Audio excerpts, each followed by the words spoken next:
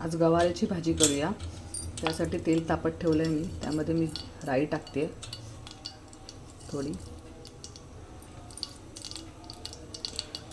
राई चांगली तडतडायला लागली, थोडासा ओवा टाकते, हिंग, गॅस मी बारीक केला आहे, थोडीशी हळद आणि आता ही गवार ह्याच्यात घालते।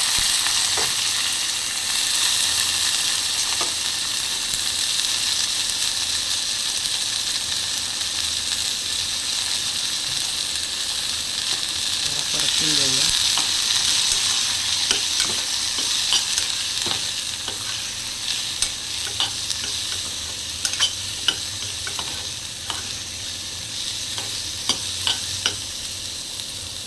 ओवा घातल्यामुळे भाजी बाधत नाही, कधी कधी गवार बाधायची शक्यता असते, त्यामुळे मग ती बाधत नाही। मी अगदी थोडंसं तिखट घालणार आहे नावापुरतं। हा थोडा गोडा मसाला आहे, हा माझ्या घरचा गोडा मसाला आहे, तो मी यात घातला आहे। चवीनुसार मीठ, गूळ आणि परत एकदा हलवून घेतो।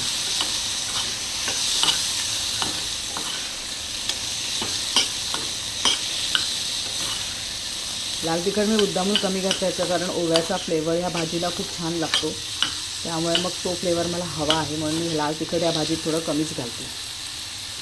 आता वरतून थोडंसं खोबरं घालणार आहे भाजीत, थोडीशी कोथिंबीर, जेणेकरून भाजीला स्वाद लागेल।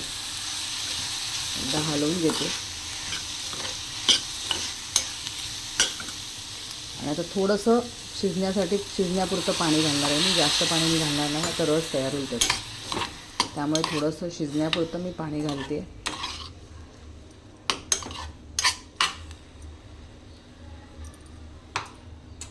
आणि आता कुकरच्या शिट्ट्या, आणि आता मी कुकरचं झाकण लावून ह्याच्या शिट्ट्या घेणार आहे।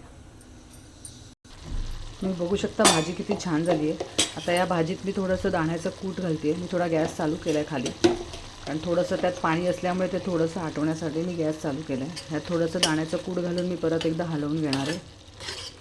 भाजीचा ओव्याचा वास इतका सुंदर येतो आहे, आणि परत एकदा थोडंसं खोबरं आणि कोथिंबीर,